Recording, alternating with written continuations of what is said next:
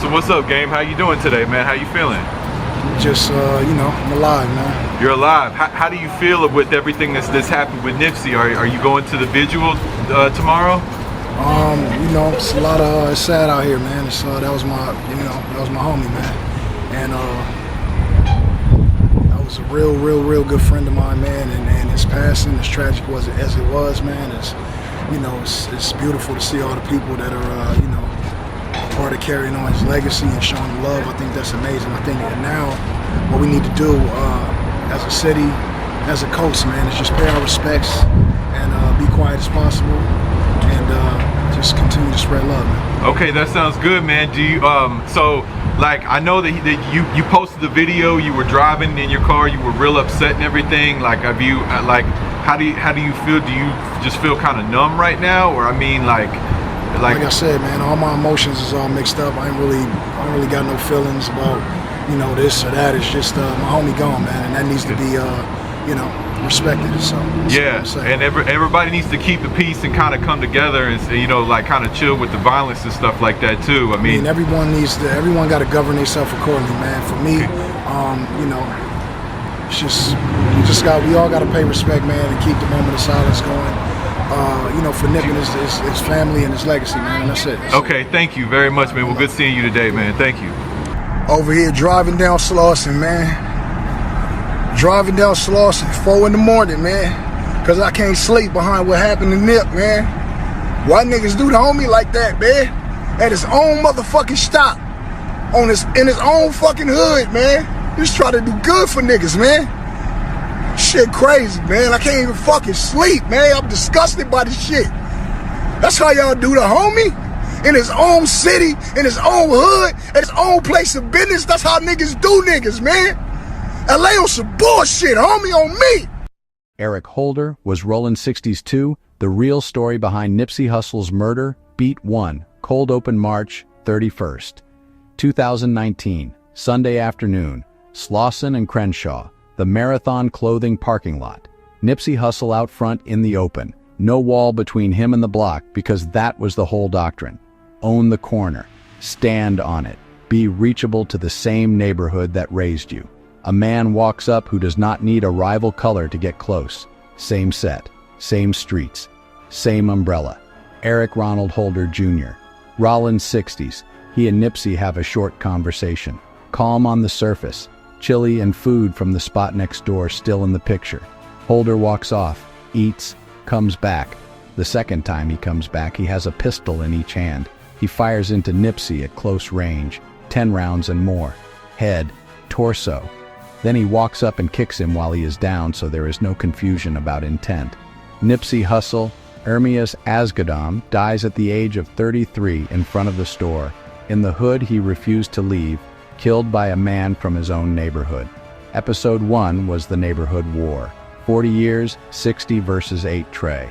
Episode 2 was the industry war. The game, YG, peacemaker politics. Both of those wars had a rival on the other side. This one did not. The closer war, the inside war, needed no enemy flag. It only needed a rumor, a wounded pride, and 9 minutes. If you're new to the vault, subscribe right now. Drop in the comments whether you believe this was about the word snitch, about something more personal, or about both. We the mob reading every one. Beat 2. The fact. Everybody gets wrong. Let me kill the biggest myth in this whole case before we go further.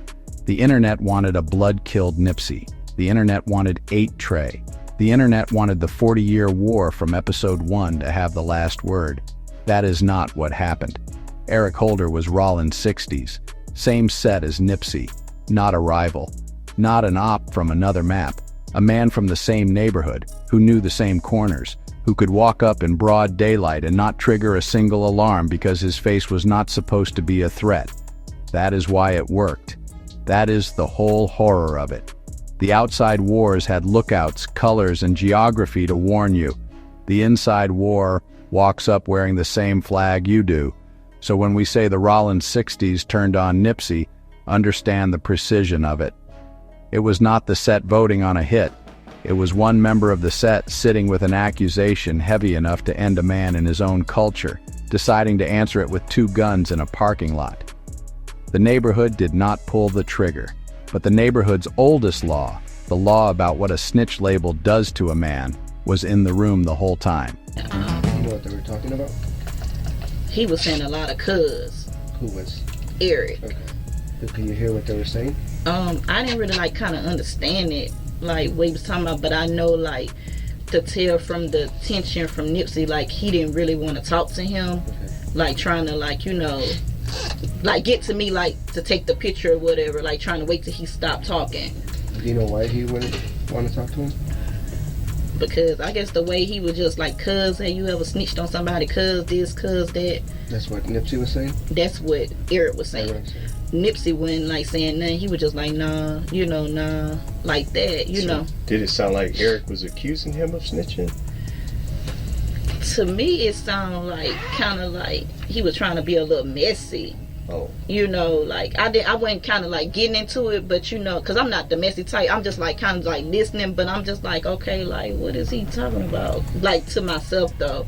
And then, but I can tell like by looking at Nipsey or whatever, because you know I'm waiting to take the picture. Like he looking like, you know, he need to go on somewhere. That's how I got the impression. I didn't hear no arguing, and even when I took the picture and everything, I didn't hear no arguing. It was just like casual, just talking, you know, like regular guy talk, I guess, you know. Yeah, he was kind of like a little aggressive, but you know, like some guys, that's just how they talk, you know. So who was aggressive? To me, aggressive mean when you using slang words like cuz. Well, like which one? Eric. That was it. Beat 3. The word that carries a death sentence in the world. Episode 1 built, there is no accusation heavier than snitch. Not soft. Not soft. In Crenshaw, in Chicago, in Nashville, in every place the streets write their own constitution, that word is not an insult. It is a verdict. It strips protection. It voids loyalty. It marks a man for whatever comes next and tells everyone around him they are allowed to look away when it lands. The prosecution laid it out at trial. Nipsey had heard talk that Holder was snitching, informing on the Rollin 60s. When they talked in that lot, Nipsey mentioned it. Told him there was paperwork, documents, rumors floating that Holder needed to clear up. The deputy district attorney framed it as Nipsey giving him information, almost a warning, not an ambush. The defense framed it as a public branding, a famous man calling a nobody a snitch in the heart of the set, in front of others, with no cooling off period before the pride curdled into rage. Both readings share the same engine. The word was said. And in this culture, once that word attaches to your name in your own neighborhood, you are either going to clear it or die under it.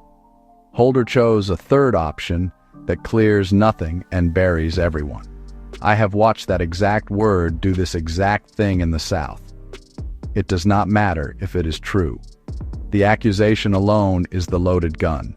Nipsey may have been trying to warn a young homie to protect himself. Holder heard a death sentence being read in public. 2 men, same sentence, opposite meanings, 1 survivor. Beat 4, who Eric Holder was. Do not let the file turn Holder into a cartoon. That is lazy and it hides the real lesson. Holder was an aspiring rapper too, went by the name Fats, knew Nipsey for years. Same set, same circles, a man on the low end of the same dream Nipsey had already won. That detail is the quiet knife in this whole story. This is not a stranger from across the map. This is a version of Nipsey who never made it out. Same neighborhood, same music ambition, same streets, radically different ceiling. Envy is not the word the court used, but the human shape of it is all over the case. A struggling man from the set, already carrying a snitch rumor, standing in front of the neighborhood's biggest success, getting told his name is dirty. Every insecurity, every failed bar, every closed door, all of it in one parking lot conversation with the one man who represented everything Holder was not. That is what makes the inside war deadlier than the outside ones. 8. Trey hated Nipsey for his flag. Holder, on some level, may have hated what Nipsey's success said about his own life. You cannot post a lookout for that. It lives inside the same house. Subscribe in the middle if you locked. Comment whether you think this was really about snitching or whether the snitch talk was just the match on a fuel tank that was already full. I want the honest ballot. Beat 5. 9 minutes. The timeline is what makes it unbearable. This was not a hit that happened in one hot second. Holder and Nipsey talked. It was, by multiple accounts, not a screaming match. Holder left the lot. He went and got food. He sat. He ate. There was time. Time to cool off. Time to drive away. Time to let a bad conversation stay just a bad conversation. He came back with 2 handguns. A woman he knew was driving him. He returned to the parking lot, walked up on Nipsey talking with others, and opened fire. Prosecutors put it plain. He shot Nipsey at least 10 times. 2 other men were wounded. And then, the detail that erased any argument about heat of the moment, Holder walked up to Nipsey on the ground and kicked him in the head before he left. That gap between the first conversation and the return with the guns is the entire moral center of the trial. The defense needed it to be a passionate explosion with no cooling off. The gap says otherwise. A man who gets food and comes back armed has had time to become something colder than rage. The jury saw that gap. It is why they came back the way they did. Beat 6, the verdict and the 60 years, July 2022. The jury convicts Eric Holder Jr. of first-degree murder for killing Nipsey Hussle and of 2 counts of attempted voluntary manslaughter for the 2 other men shot that day. February 2023, sentencing. 25 years to life for the murder of Nipsey. Additional time for the attempted killings and the gun enhancements. It stacks to 60 years to life. Eric Holder will functionally die in prison. The case file in the legal sense is closed, but look at what the court actually resolved and what it did not. The court proved who pulled the trigger. It proved the timeline. It proved the snitch conversation happened. What no courtroom can resolve is the deeper thing Season 18 has been chasing.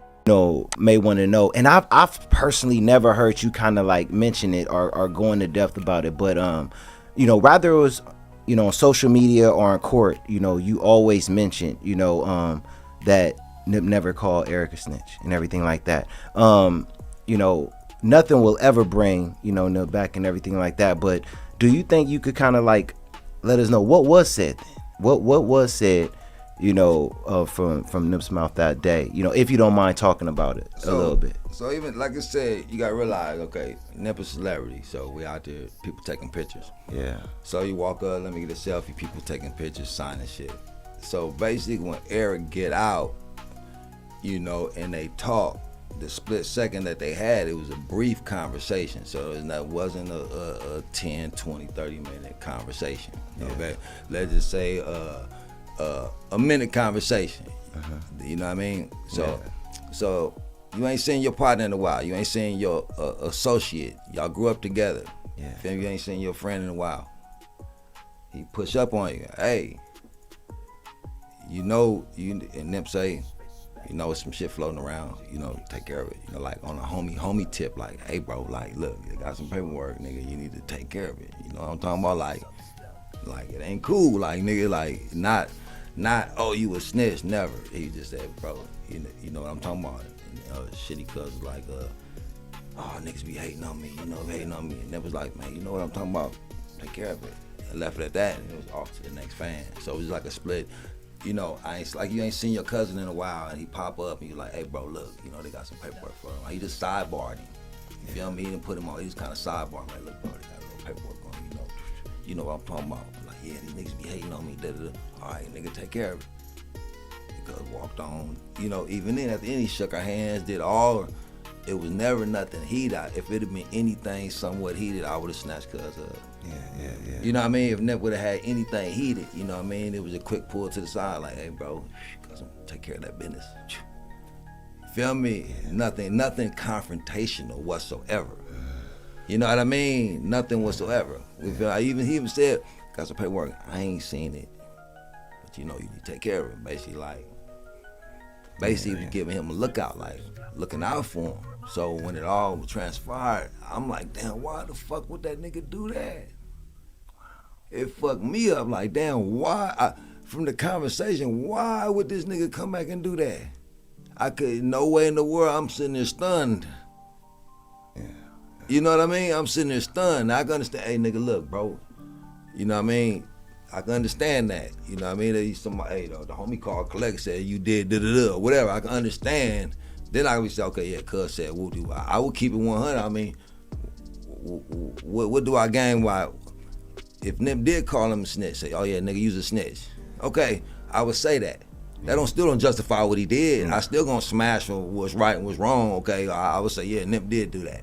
But no, he didn't. You know what I mean? So there's no need for me to, why would I hide that piece of truth? Nip really called him a snitch. Come on. Yeah. I mean, out of all this shit that done transpired, you know what I mean? Just Nip never disrespected that man.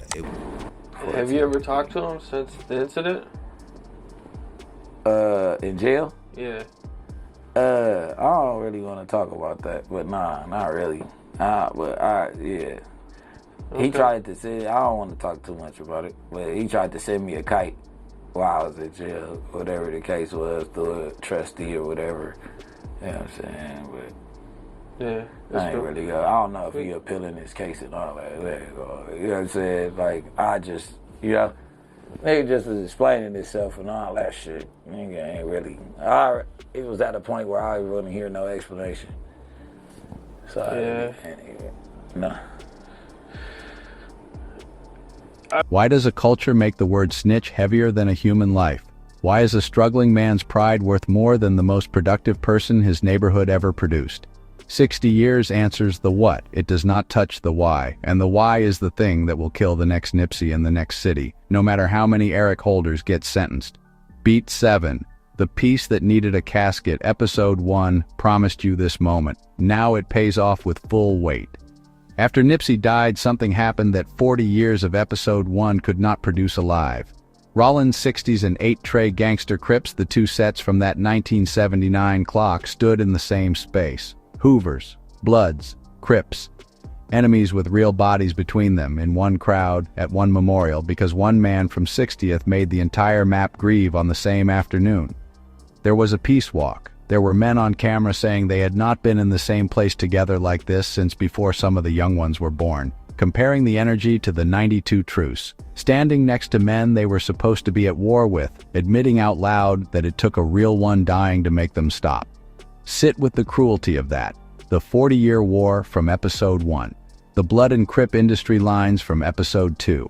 Nipsey spent his whole life as a translator between all of it, and the streets would not fully listen to the translator until they were standing over his casket. His death did in an afternoon what his life could not do in 33 years. That is not a triumphant ending. That is the invoice for everything the first 2 episodes filed. Beat 8. What's season 18? Convicts run the whole season back with no mural filter. Episode 1.